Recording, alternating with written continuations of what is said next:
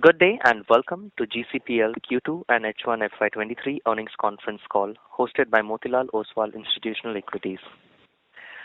As a reminder, all participant lines will be in listen-only mode, and there will be an opportunity for you to ask questions after the presentation concludes. Should you need assistance during the conference call, please signal an operator by pressing star then 0 on your touchtone phone. Please note that this conference is being recorded. I now hand the conference over to Mr. Krishnan Sambamurthy from Motilal Oswal Institutional Equities. Thank you, and over to you, sir. Thanks, Aman. On behalf of Motilal Oswal Institutional Equities, I welcome you all to the 2Q and 1HFY23 earnings conference call for Godrej Consumer Products. Without further delay, let me hand over to the management for introduction and opening comments.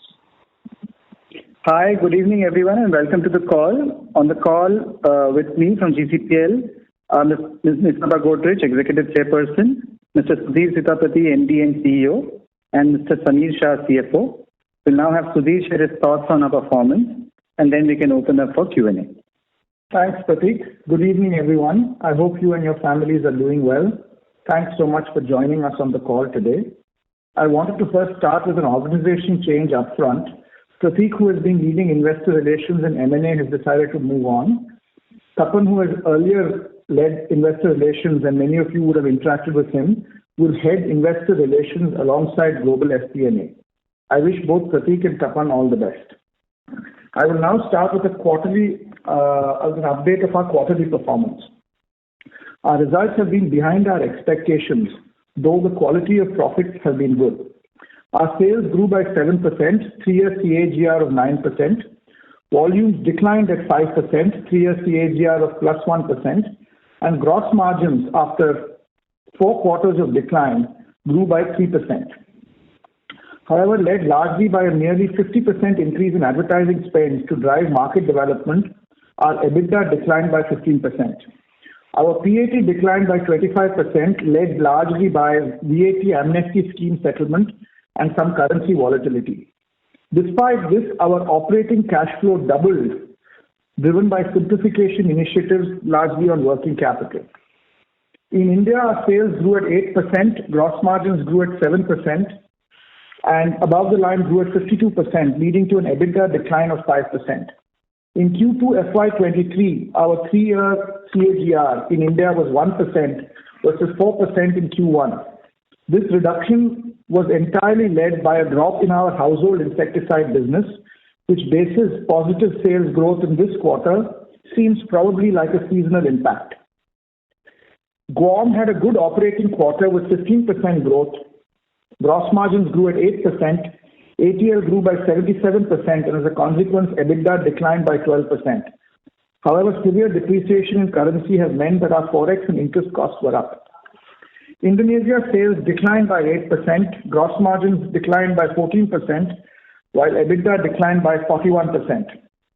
This was largely driven by an increase in media spend and inflation pressure. However, the good news is that the growth in Q2 ex-Saniter was 12%. As the Saniter base wears off, as it did in September, we should see positive growth in the second half of the year.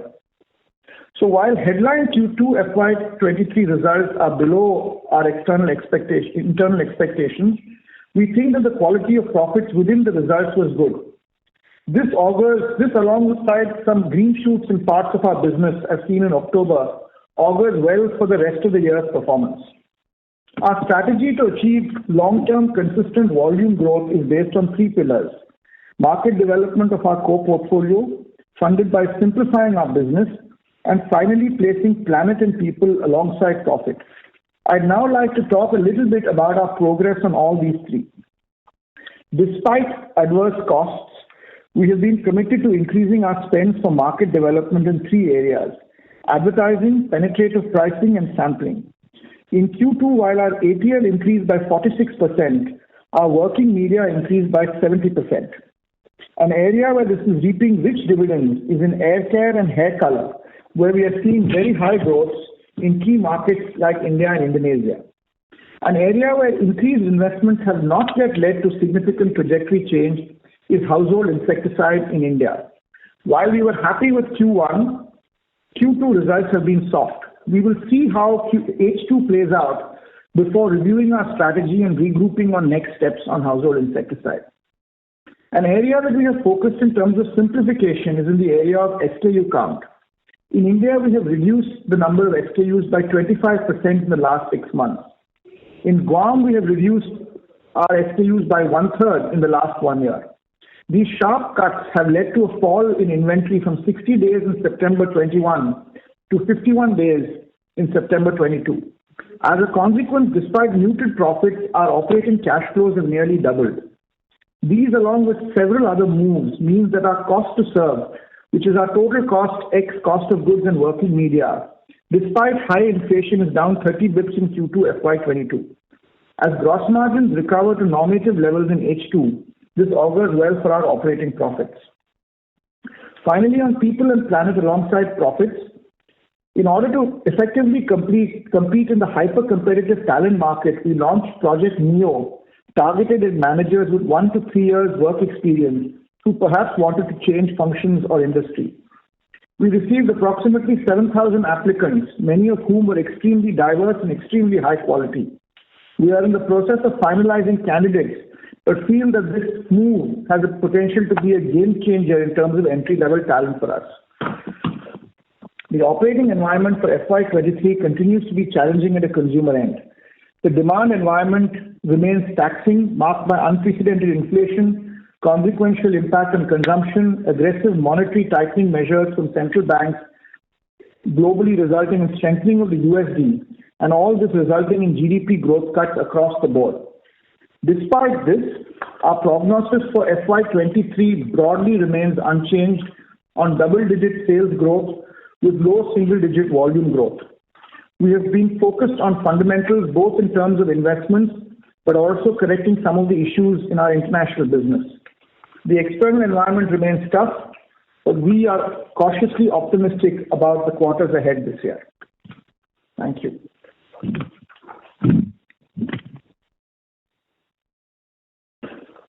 So should we open the line for Q&A? Yes. Thank you very much. We will now begin the question and answer session. Anyone who wishes to ask a question may press star and 1 on their touchtone telephone. If you wish to remove yourself from the question queue, you may press star and 2. Participants are requested to use handsets while asking a question. Ladies and gentlemen, we will wait for a moment while the question queue assembles.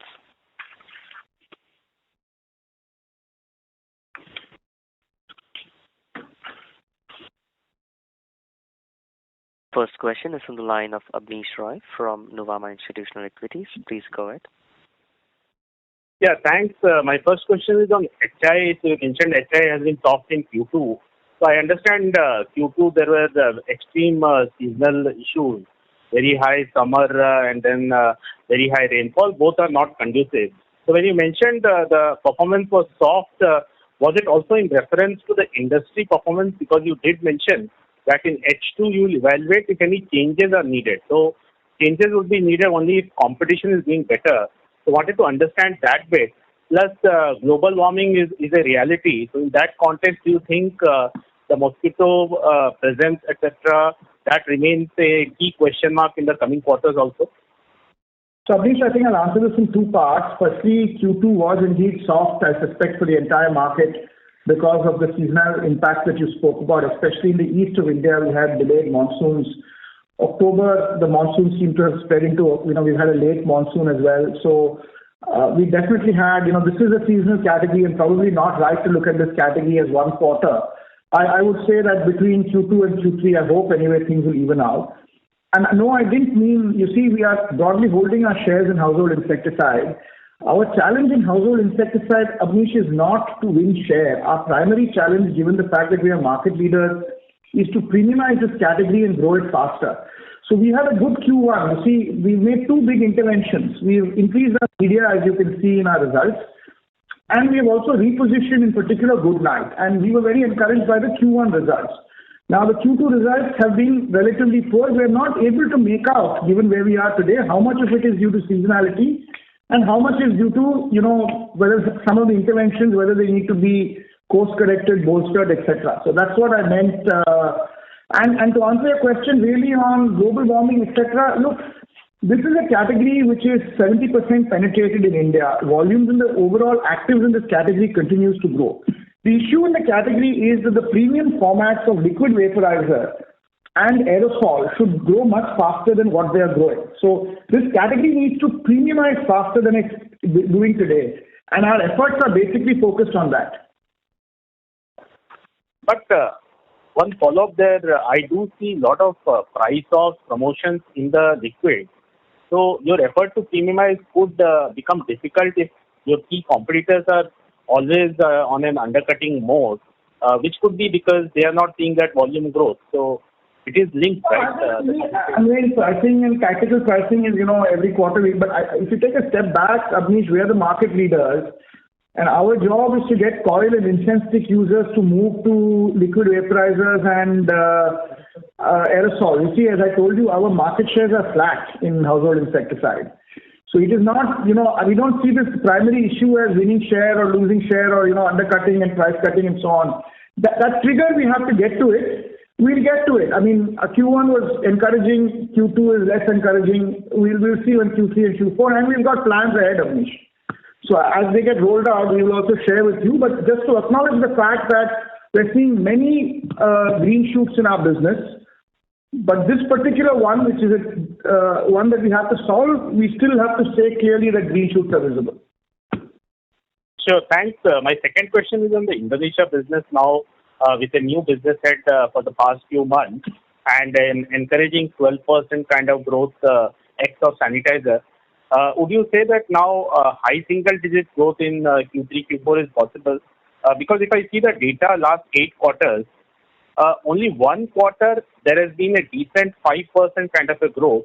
In the balance 7 quarters, 3 quarters, last 3 quarters it has been a negative, and the balance 3 quarters it has been flattish. So it is not just the sanitizer issue. There are other issues in Indonesia which you have always highlighted in terms of COVID restriction and the economy itself. So wanted to understand this 12% ex of sanitizer growth.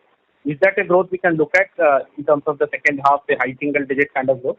Yeah, in a way the maths will spill over because sanitizer base, etc. continues and there is some more cleaning up that has to be done. I hope that Q3 will come to near flat in Indonesia and Q4 onwards we should see very high growth. Sure. One last question that's on the cleaning up of the SKUs which you mentioned. That's a commendable effort. Want to understand in your key segments in India, the 25% correction say in the SKUs. That kind of SKU, does the market leader also have in each of your categories? In some of the category, you are the number one. So say in soap, your SKU, how does it compare with the market leader? And in FMCG, choice and the fill rate and all those are also very important. So is there any loss of demand also? Does it happen because of the 25% culling of the sale? I don't think so, Abneesh. We've done a very rigorous analysis like all companies do, and you'll find that there's a very, very strong Pareto in terms of SKUs, in terms of top line, but even more so in terms of margins.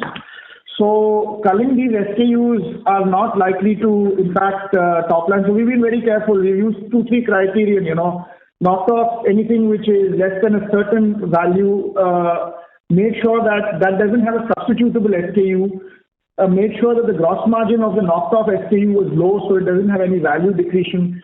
So I don't think it has. When we benchmark ourselves versus peers in terms of number of, let's say, SKUs per call that the salesman makes versus the number of SKUs we have. So if you have on the numerator the number of productive SKUs sold in an outlet divided by the total number, we think those numbers were low. I think now they're on benchmark. What we've now done in India by reducing 25% SKU, and the results are very visible, right? I mean, in a quarter like this where profits have been poor and we've had to take one-offs, if we still manage in particular in India to grow cash flow, almost double cash flow, a lot of it is coming from removing capital block in SKUs.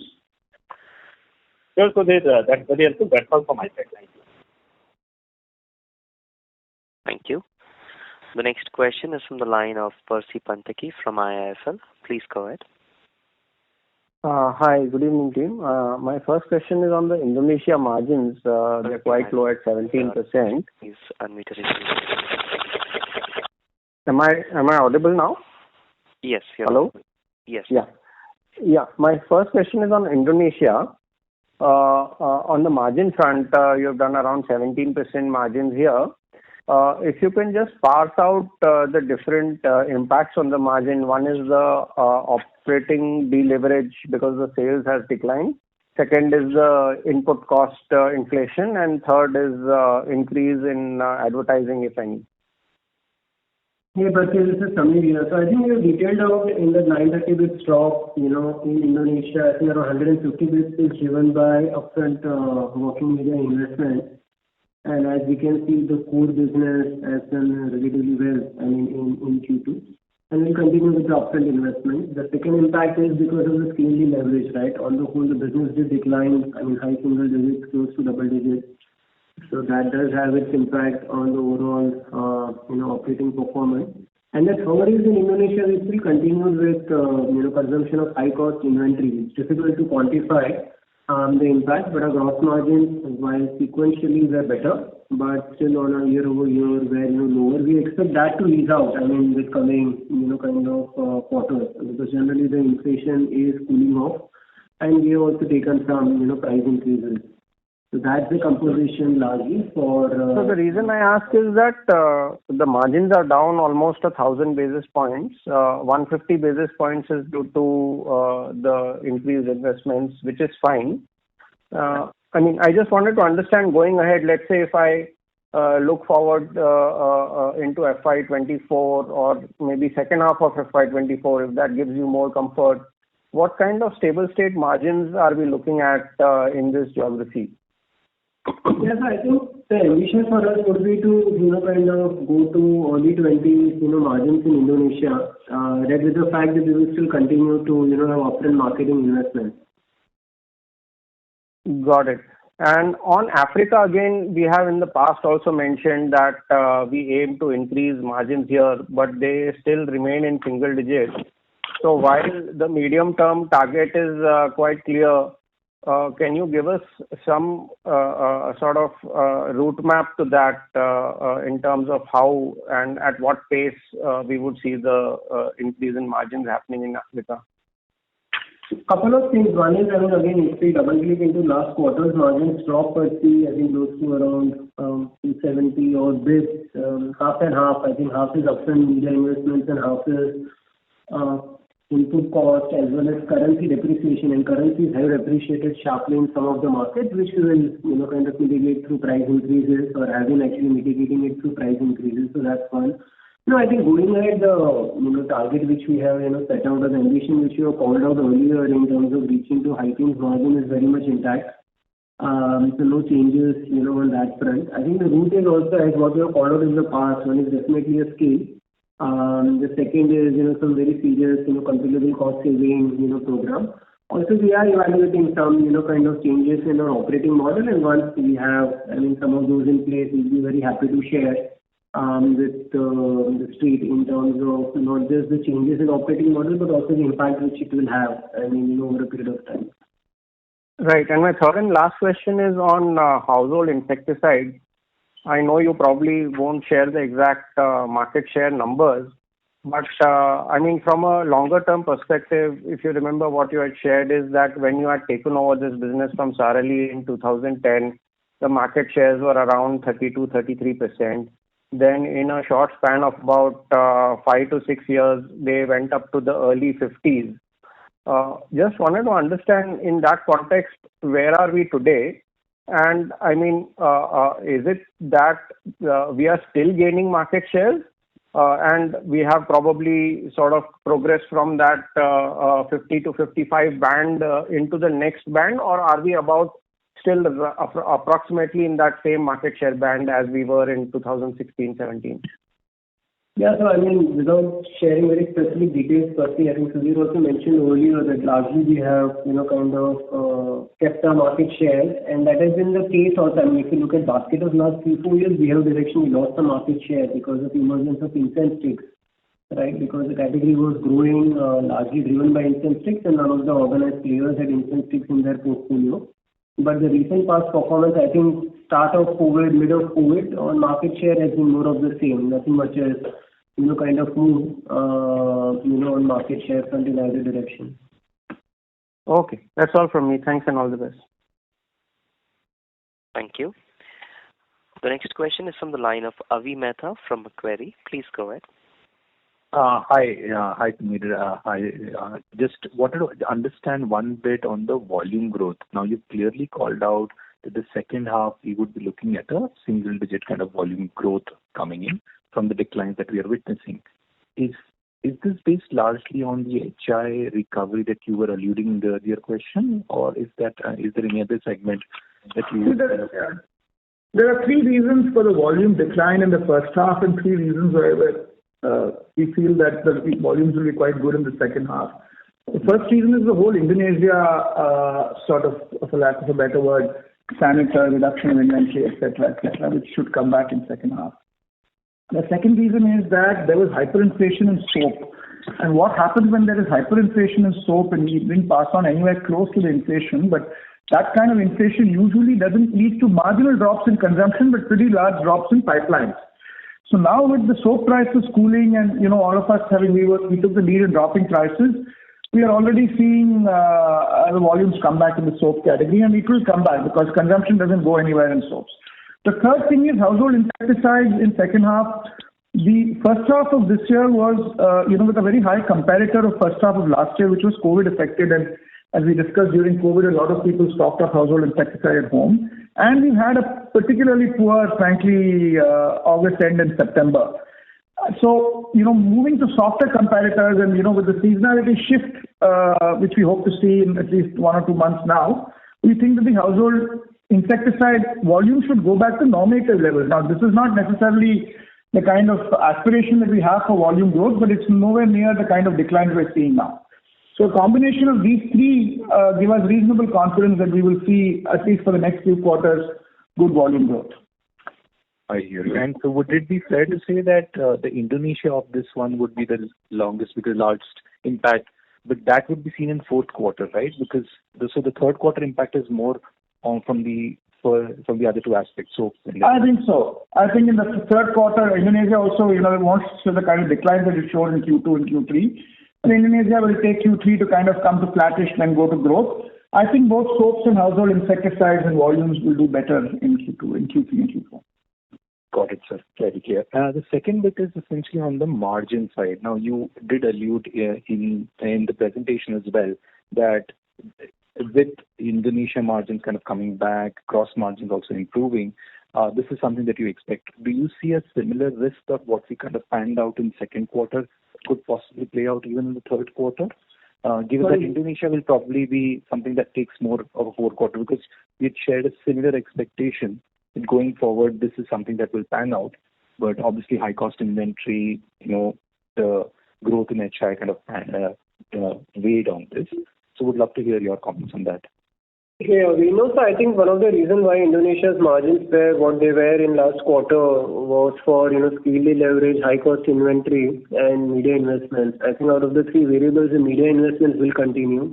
High cost commodity impact will start flattening because we are seeing overall, kind of commodities, cooling off in terms of price. The skilled leverage impact will, lighten up, will not completely go away, and hopefully will go away from quarter four. So, this is the way the three variables will move. So directionally, we do expect, not getting into quarter three, quarter four, but at least in second half of the year and earlier what I was sharing to Percy's question. Also for next year, we do expect increase in margins, but the margins are also not going to move dramatically because we will continue to be in investment mode and also keep an eye on the volumes which we get in that business sustainably over a period of time. Okay, that's clear. Thanks, Lee. That's all from my side. Thank you. The next question is from the line of Vivek Maheshwari from Jefferies. Please go ahead. Hi, good evening, Sudhir and team. My first question is Sudhir, a big picture question. So there is a how should I put it? There is a feeling, amongst investors that the business is taking a lot longer to turn around compared to what everybody expected, and you took over almost about 12 months back or so. What is your sense now that you have completed 12 months? Is it is it tougher than what you thought, or do you think market expectations were running high at that point of time? No, look, the short answer is no, it's not tougher than I thought it was. I think we've been dealt with one card which has been a big joker in the pack, which is the, Ukraine crisis and the oil impact on account of the Ukraine crisis. That has, completely, now it's, put all the plans to, has changed it. I did think that Indonesia and Africa, when I came in, required a little bit of cleaning up, and I think that's happening. So the broad point is, and we've had a bit of a, stroke of bad luck, I guess, in terms of HI in September month and August month. So I continue to be on many fundamentals. I'm very happy with the state of the business. If you want to look at fundamentals of the business, we promise to invest. Categories, we are seeing in categories like hair color and hair care, and even Indonesia actually hair care significant growth. We're seeing significant reduction in SKUs, reduction in inventory, increase in cash flows, reduction in controllable costs. So I feel like the fundamentals are in good shape, and a lot of this is, I feel you will see pretty good quarters ahead. Got it. And a related point, your advertising, spends have gone up quite a bit, and yeah, it's great to see that number, the fact that you are investing. But, the fact that you are investing more behind growth, does that mean that a lot of work which had to happen has happened, and whatever cleanup, whatever fundamental changes that you wanted to make are pretty much done, and from here on the focus, your own, focus will be much more geared towards growth? No, I think, Vivek, it's a continuous improvement process. It's not like, something is done. Certainly some of the volatility in the market has smoothened out. Some of the things we wanted to do in Indonesia and Guam, we have done. Some of the bets that we invested in, like air care or hair care, are paying off. Some of them, like HI that I already spoke about, we have to be more circumspect. These things don't happen immediately. So I think we have to constantly see progress every quarter, and it's far from. The household insecticide category, even accounting for seasonal variations, we have to premiumize it faster. So that, for example, is a challenge that remains. Forex management in Africa is a challenge that remains for us. So there are plenty of challenges that we've got ahead. I would just say that if I look at a year in terms of the inputs and what we have done. We've certainly made a lot of progress, and I hope the results come soon. Got it. A couple of small questions. So on the SKU side, I understand on the cash flow side and its impact on simplification. But what can you just quantify, because these are large numbers from an SKU standpoint. But what would these SKUs contributed to overall revenues? Which ones? The ones that we rationalized? Typically, they'll be less than 1 or 2%, but they will be much more in terms of inventory. So typically what happens is that these are less than 2% in terms of sales, less than half. This is typical. I'm not giving you exact numbers, because I'm just giving you a typical flow. It will be very small proportion of profits, a small proportion of sales, relatively large proportion of cash employed. Got it. And last question on soaps. We have seen, fairly, let's say, aggressive stance by the market leader on the promotion side following the palm price correction. What is the market context right now, specifically in soaps? What is the level of, competition or competitive pressures or intensity that you are seeing, both from market leaders and other players in the market? When prices went up, we did not pass on the full inflation to consumers because we knew that prices would come down. When prices came down, as they did in Q2, and I think some of you have written about it, we passed it on quickly because our underlying principle in this is to be on the side of consumers. So one of the other reasons, for example, gross margins could have been higher in India than they were, but they aren't, because even though we were sitting on high price inventory, we priced for what was the replacement, because we said that is what consumers should get. We should be quick. And we have reaped pretty rich dividends both in terms of growth and in terms of market shares in soaps. So we remain focused actually in soaps. We are, catering to the value consumer. We remain focused on doing what is right, and so that's really been our strategy in soaps. Got it. Thank you very much. Wish you all the best. Thank you. Thank you. The next question is from the line of Arnab Mitra from Goldman Sachs. Please go ahead. Yeah, hi. My first question was on ad spend. So this increase that you've seen, is it setting like a new normal of ad spend that this business will now have from here on, or is it a few quarters phase where you would be investing heavily to kickstart the growth and then you would be coming somewhere in between where you were and where you are now? And also, if you could just explain the difference between working media and ad spend, how you kind of calculate the two different things. No, I think exact numbers and all will be hard to guess because, there's always toggling. We're investing, then we will judge return on media invested, we may cut back, we may go ahead, etc. But broadly, it's fair to say that as a company over the next 4-5 years, we should see increases in advertising spend even from where we are. I mean, obviously calibrated and obviously looking at what it's giving us in terms of growth. But this is certainly not something we're going to do for a few quarters. It's certainly more philosophical in terms of what our portfolio deserves and what we should do for it. In terms of the difference between working media and above the line, working media is what consumers see, which is, the money that you spend on a TV channel or on a billboard. Total ATL includes other things like production costs, agency fees, some amount of visibility in modern trade, etc. So this is really what consumers see is working, which is relevant, right? Because the amount of money you spend in production or spend on agencies, consumers don't see it. Okay, understood. Thanks for that. And the second question was on gross margin. So actually your gross margins in the standalone business are nearly 1,000 bits lower than what they were 8-9 quarters back. So now that the palm oil prices have corrected and you've also passed on some of the pricing, how do you see the overall gross margin recovery? Does it, at least in soaps and those categories, go back to what it used to be, or those margins are going to be tough to achieve given the overall context and the competitive intensity? So in soaps, Arnab, our gross margins will go back to the normative gross margins which we had in FY, say, 2021, maybe, in and around, those levels. Directionally also, I think the overall gross margins will go up in coming quarters sequentially as well as on a YY basis. Difficult to, kind of put a number to it, whether it will go back to, those plus 800-900 bits, which was the case 8-9 quarters back, but they will, kind of directionally go up going ahead. Understood. And just lastly, on Sudhir's comment that ad spends, this is not like a one-time step up, one-time a few quarter effect.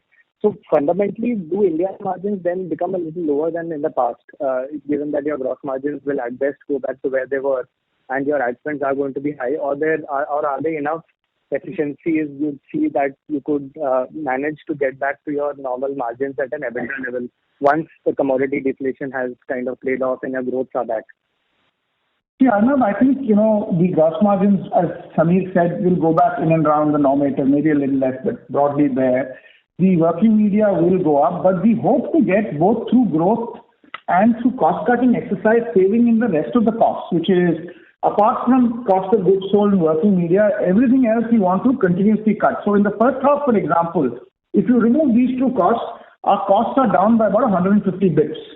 Right? So this is the savings that we have got from our business. So I don't know exactly where EBITDA will end up, but I do believe that there is potential in our cost to serve, which is pretty significant. It may or may not compensate entirely for the advertising, but it certainly is not going to be gross margin minus additional media costs. There'll be savings, and they are coming through.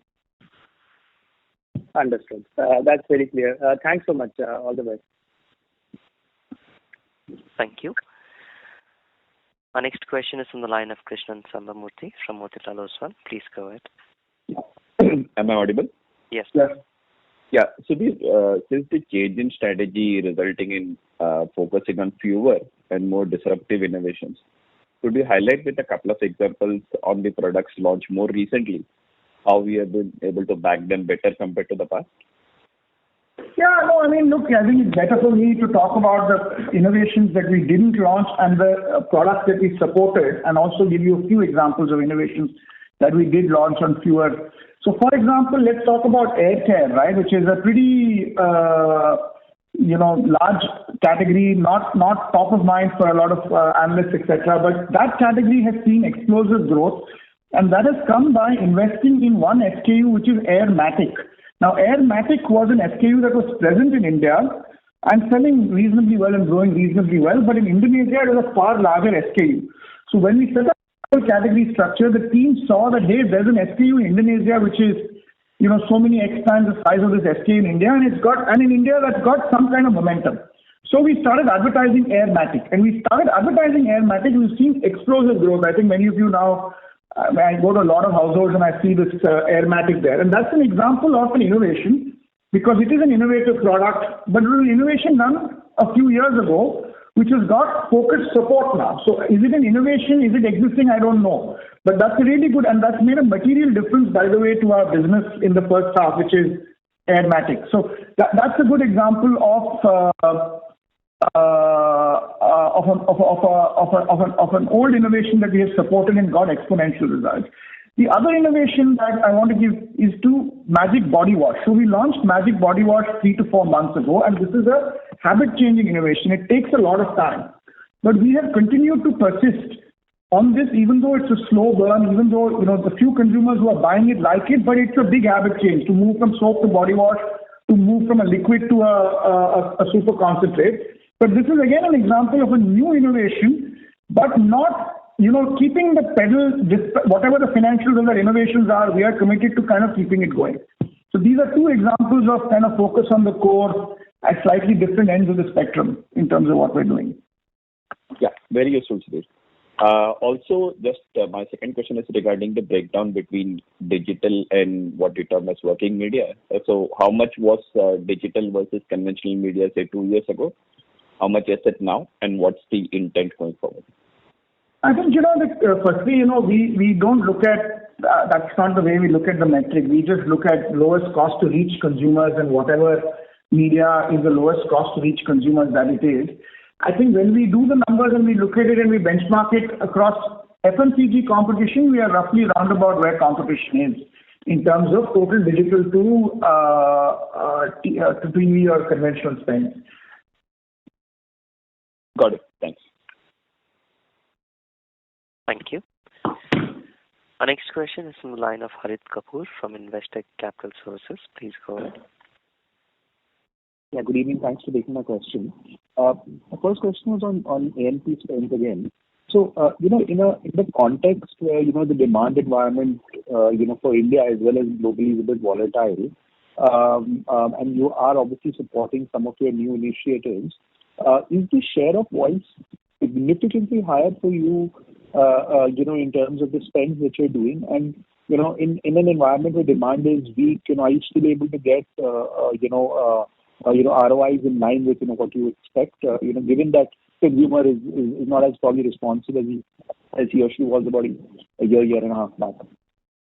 See, we have increased our working media by 70% in the last quarter despite the gross margin pressure. And you guys know better what FMCG companies and players are doing, but I suspect that's a lot more than you know better. But that's a pretty large investment in the context of the gross margin. I think, the media investment firstly is iterative. It's, one invests, one finds out what's happening, then one takes a call again. But ultimately, media is an investment for the long term. It is for developing and building categories, right? See, for example, on air care, we have increased our media by like 5 or 6x. It's building for the future. So it is, whether the demand environment is weak or not is a separate question. But that is not the relevant variable here. The relevant variable is what are the categories of the future that we have to develop, and what is the kind of media investment required to take it there. And that's how we have done our media investments in Q2 and what we'll do in the next few quarters as well. Got it. And the second question was on where you mentioned something about October optimism. So if you could just kind of talk a little bit about whether any change you see in the market environment for your, for your categories. See, bulk of our categories are dependent on, market development and low penetration. So consumer demand, while there are, I think I broadly agree with what most people have been saying, which is there has been a softening of demand in the eastern parts of India. The rest of the world, India is relatively stable and doing well economically. Many other parts of the world in Africa, Latin America, countries are going through a tough time. So it is a tough operating environment. No, I just feel like the October and November, it's a seasonal shift in household insecticides. So I would say that, if Q2 for us has been similar to Q1 with the exception of household insecticides, And that, I'm not sure, I can't say this for certain, but it seems to me, sitting here now in mid-November, a seasonal impact of Q2. Okay. And my last question was on, you put out a release on streamlining of some overseas subsidiaries. So, any comment you'd like to make on that? Yes, it's part of the overall restructuring which we are rolling out. One of the biggest objectives is also to sort of simplify, right? We have heard this now as a theme from our end. And we have few, special purpose vehicle companies which were created, at the stage of, buying out those businesses, and some of our acquisitions also have been in a calibrated way. They have outlived its utility. So we are looking at, kind of delayering, and reducing down the number of subsidiaries, which sort of simplifies, and also evaluate possibilities of upstreaming cash in the most tax efficient way from some of our large markets. So apart from taxation, Samir, any other business impact? No, absolutely no business impact. Hopefully there should be lower G&A expenses also because of reduction in the number of legal entities. Got it. That's all for me. Thanks and all the best. Thank you. The next question is from the line of Manoj Menon from ICICI Securities. Please go ahead. Hi, team. While a lot of questions and responses about HI was already done, just wanted to push the envelope on one particular aspect on the mosquito repellent side. Look, a lot of discussion on whether this being a market problem, or a sales problem, or an R&D problem, etc. And thanks for the responses. But one question is there a sales problem or a distribution problem yet to solve? Sudhir, and the reason I'm asking is because you have been reiterating this for a while, that premiumization is one of the important agenda for you as a company, particularly in the context of HI. So are we essentially saying that it is just a marketing problem to solve, or there is no sales uplift which we can expect in the medium term? No, there is, in the sense that these premium categories are not present in as many stores as we want them to. But that's not because we're not going to those stores. We're going to those stores in soaps and many other categories. It's not going to those stores because of whatever reason, relevance of price, etc. It's not relevant to smaller stores. So one of the things that will have to happen is the distribution will go up. But I don't think that's the underlying reason for lack of premiumization on household insecticides.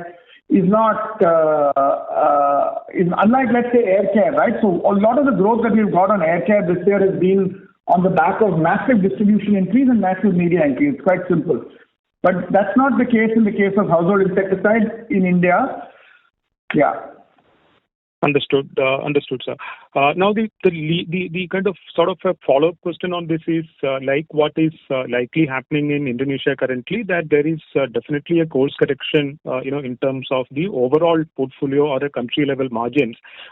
Is that some sort of a necessity in India also in the medium term, so that you are in a much better wicket from a longer term point of view? No, I think definitely there's reason, and we've already done it, so we're not just talking about it. There's a need to increase our investments behind our brands. Gross margins, as Samir said, we'll take it to roughly where they were, or maybe a little less, or somewhere in the vicinity, and we will go hell for leather behind costs. And our objective should frankly be to try and save as much of the increased investment in working media through costs, and hopefully the balance gets covered by volume leverage. So that is the business model. Yeah, and I think the aggregate of that also, Manoj, should result in profitable growth. Something which we had called out in our strategy also, a few quarters back. Okay, understood, Samir. No, the question, or rather one of the important investor questions, and I got one of follow-up also on a message from investors, is that, look, where are we in the journey of, let's say, finding the right water table in terms of margins? Adjusting for inflation and pass-through, etc. I'm talking about on a LFL basis in India. Manoj, again, right, like as I said, and I've said this in the past as well, like it's better not to target a margin, right? It's better to say what's the right kind of gross margin for this kind of business. And what Samir is saying, which I agree with, is normative margins are roughly the right kind of gross margins to target for this kind of business. What's the kind of advertising spends that this kind of business should have? I think we're still some way away, by the way, even after all the increases here. So you can build that. Then we have to ask the question that everything else we got to keep reducing costs, and we'll keep doing it. I'm saying I don't think we should stop at Either cut our media because we're not achieving a target EBITDA margin, or stop at an EBITDA margin even if there are more costs to be saved. So if your question is, do I anticipate massive EBITDA margin declines versus the past? Probably not. But that's not on how we're thinking about it. Very clear, sir. And second, it's more of an investor question stroke chatter, which get addressed to us, some of the analysts is, there is a perception of, higher managerial churn, or let's say particularly in the middle to senior management. And this is honestly excluding, Sunil, pursuing other career opportunities. Is there anything which you will be able to offer comment for the larger audience? Hi Manoj, how are you? It's Nisa here. Hi Nisa. I don't think, I think there's been across industry higher attrition than obviously than what we saw in COVID. But Manoj, if I look at, some of the other external boards I'm on, FMCG benchmark, so even within other Godrej Group companies, I don't think GCPL's attrition rate, if anything, is higher. And actually what's happening, we've had attrition like other companies. What we're actually seeing right now is people also coming back. And what's happening, some of our best people are actually coming back. So I don't think GCPL, is facing any particular issue on attrition. And if anything, I think people, it's been a tough macro environment, but I think people are quite excited about some of the changes and some of the, clarity on strategy and simplifying the business and going for the big bets. Loud and clear. Thank you, Nisa. Thank you, Sudhir, Samir. Appreciate this. Good luck. Thank you. The next question is from the line of Sheila Rathi from Morgan Stanley. Please go ahead. Yeah, thank you very much for taking my question. My first question, Sudhir, was to you. You mentioned in the opening remarks that the performance this quarter was below your expectations. Is this more to do with India business or across businesses and across geographies? Sheila, we have a forecast which we, at the beginning of every quarter, we keep having a running forecast. So when I say it's below my expectations, it's only been below my expectation on one particular cell, which is India household insecticide. So both in terms of top line and bottom line, that has been the only cell that has not been what we forecast at the beginning of the quarter. So, the rest of the cells, even Indonesia, which is not a great result, is something we foresaw a few months ago. We didn't foresee such a big drop in household insecticide versus what we thought would happen. Understood. And my second question was, a lot of questions obviously have been asked around ad spend. Just wanted to get some understanding here is that from our perspective to drive premiumization category development, the focus going ahead would be more on ad spend along with distribution or ad spend over distribution. And if you could just give us some idea on how the distribution strategy has been playing out, how the focus has been, say, over the last 12 months. So look, the focus on India market development is on three big areas. One is on awareness led by advertising. Second is sampling. And third is by getting accessibility. For example, on hair color, what we did, which was launching a 15 rupee sachet, is market development through accessibility, and we're very happy with those results. So these are the three things in India that we will do. In Africa and Indonesia, in addition to this, we would like to increase our GT footprint. So we've had significant expansion of general trade footprint in household insecticide in Nigeria, for example. In Indonesia, I think it's a structural problem, but Rajesh is engaged with how do we move our salience of GT from 30 odd to 50 odd. So I would say the unsolved problem on distribution as an independent variable is largely in Africa and in Indonesia, and Africa is yielding very rich results. So I would say a lot of our fast growth in FMCG, which we've not spoken about here, but we are very happy with the progress we're seeing in household insecticide or hair care in Africa. And a lot of that has been driven by direct retail distribution expansion. Understood. And my final question was, if you could just elaborate once more, in terms of when you say what is this profitable growth which we are talking about? What is this profitable business? So if you could just elaborate that. Well, that's basically, increase in our margins, right? So while the sales will grow at whatever pace it does, it will also be, backed with expansion in margin. Something again, Sheila, which we have called out in our strategy, right? That we will see expansion in margins, I think around 150 to 200 bits over a period of time. So profitable growth is your margins expand alongside, sales growth. Thank you. Thank you very much. Thank you. The next question is from the line of Richard Liu from JM Financial. Please go ahead. Hi, thank you for taking my question. I got two questions. Number one, Sudhir, can you outline for us how you think soaps will pan out now that you are doing price cuts? 25% kind of growth, what we've been seeing in recent quarters in this business, can drop to how low as you start to cut prices, and how much will margin expansion offset that impact? And related to this, how much danger is there from the unorganized guys coming back and spoiling the party in the wake of the more benign input cost environment?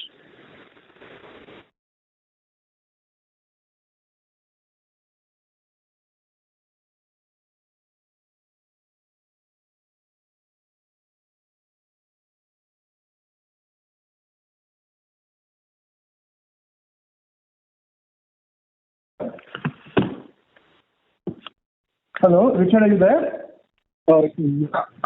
Did you hear me or? Yeah, no, I heard the question on soaps. I got disconnected. Was there a second question? No, so the second question is a different area. I wanted to understand a little bit about the movement in other expenses, which seem to be pretty well controlled in India, but there's a big increase in international. So that was my second question. Okay, so let me answer the question on soaps, right? It's easy for you to do the maths. Soaps is a category that grows a little bit more than the population growth of the country is what the volume growth of soaps typically is. So the population of the country grows at 2.5. It's a 95% penetrated category or 98% penetrated. The category grows at 3.5. We roughly have been gaining some amount of share for the last decade, or we have been gaining 50 to 60 bips of share a year. That's been our share trajectory. So you can now calculate now in this entire inflation period of about 4 or 5 quarters, while the volumes went down, I don't think consumption went down. At least in the past, it has not happened. I'll have to see the results carefully now. So one can assume that the consumption is what it was and the inventory got reduced. Somebody was having 60 grams of soap at home, it became 55 grams in the pantry. Shopkeepers were keeping less stock, retailers are keeping less stock, etc., etc. So I would say that the 3-year CAGR of this category will be in the 3.5%. Our long-term CAGR will be in the 4.5%. Now you can calculate based on the various ups and downs. And therefore, we will see the compensatory upside in volumes pretty soon to compensate for the fall in volumes. If for a moment you say that consumption hasn't fallen and it's all been an inventory pipeline for the last 4 quarters. And given that that the rate of value growth was explosive in the last 4 or 5 quarters while that inflation lasted, and now that is going to come off to a more normative level. From a profit growth perspective, as far as this category is concerned, how much of leeway is there in the form of palm oil prices coming off, but obviously we'll be passing on some of it through price cuts. Yeah, we price to, as Sunil said, to get back to normative or normal margins, right? So we have passed on price drops by, as things stand, they're still significantly higher than what they were at this time of the year, but they will even out. So this will again, like we're going through a cycle of results, there'll be a cycle and it will even out eventually. So what will remain is the long-term, I hope, growth of the category at 3.5, and us at maybe 150 bits over that, I hope, is what the structure will remain. Margins should return back to close to where they were. And that should happen pretty soon, actually. And your comments on the unorganized guys probably coming back and spoiling the party? See, on that, in some other categories, soaps is not a category which has a huge amount of unorganized players anymore. This category is now, I think in terms of volumes, it will be like, I'm guessing, but 10 to 12% will be the unorganized players. it is largely the top 5-6 players and at most some local regional brands. So unlike some other categories where there's high deflation in some commodity categories, suddenly local players come up. That's not to the same extent that will happen in soaps. I see. Thanks for that, Sudhir. And the second question is really on other expenses, especially on the international front. That seemed to have grown quite a bit, despite the fact that the India other expenses were very, very well controlled. Your perspective on that, please? Yes, I think a couple of reasons for that, Richard. One is increase in the utilities cost, right? I mean, they have been, honestly, through the roof over the last, 3-4 months. So that's, something which is sitting over there. And also a lot of our route to market expenses, both in Indonesia as well as key markets in Africa like Nigeria, are sit in other expenses. The combination of that has resulted in increase. And also, by the way, we had a little bit of scale leverage in Indonesia. So that's the third reason why the other expenses in international business has gone up on a YY basis. Okay, got it. Thanks, Sudhir. Thanks, Anish. Thank you. The next question is from the line of Abhijit Kundu from Antique Stock Broking. Please go ahead. Yeah, hi. Thanks for the opportunity. My first question was on, directionally, we have seen that all your India categories, other than HI, has done well. There would be some time to show up in the overall sales growth. But there have been those underlying strategies across the board has worked. What has not really worked is in HI, where I believe accessible packs, innovations will lead the way. But here, are we, September quarter has been bad. But when we say we are seeing some amount of optimism, is there some optimism in household insecticides? Because our channel checks say that there has been some amount of recovery for the category as a whole. So my first question was on that. No, I'm saying I don't. Yeah, no. I think, look, as I said already, structurally our Q2 performance ex HI in India has actually been very good. HI, there are two components to it. One is that there is a seasonal impact, which having looked at now October and November, I think was a seasonal impact. But there is also an impact in HI which we have to do better, which is to premiumize the category. So we've got to break up. Even if the season was good, let it say that the HI growth would not have been where we want it to go. So that broad story continues. If anything, the non-HI part of the portfolio has done extremely well in. Don't forget, in India we've grown at 8% in Q2, and that's on the back of a very, very difficult quarter on household insecticides. So you can imagine, this is a large component of our business. So you can imagine what the rest of our portfolio has grown at. And secondly, on when we look at your Africa margins, there is a significant difference between the EBITDA margin and the EBIT margin. So just why is that? I think one of the biggest reasons for that, Abhijit, is the forex, especially in some of the markets in which we play in Africa. So that's the reason why the EBIT is lower than EBITDA. So once the forex fluctuation reduces over a period of time, then that difference should reduce. Yeah, absolutely. But my sense is in coming quarters, maybe the quantum of forex losses would move up. But as you have seen in the previous quarters also, they keep on oscillating. But yeah, they will come down once the currency stabilizes. Got it. Thanks. Yeah, that's it. Thank you. Ladies and gentlemen, that would be our last question for today. I now hand the conference over to Mr. Pratik Dantara for closing comments. Thank you, and over to you. Thanks everyone for joining. If you have any further questions, do reach out to the IR team. Thank you. Thank you very much. Ladies and gentlemen, on behalf of Motilal Oswal Institutional Equities, that concludes today's call. Thank you all for joining us, and you may now disconnect your lines. Thank you.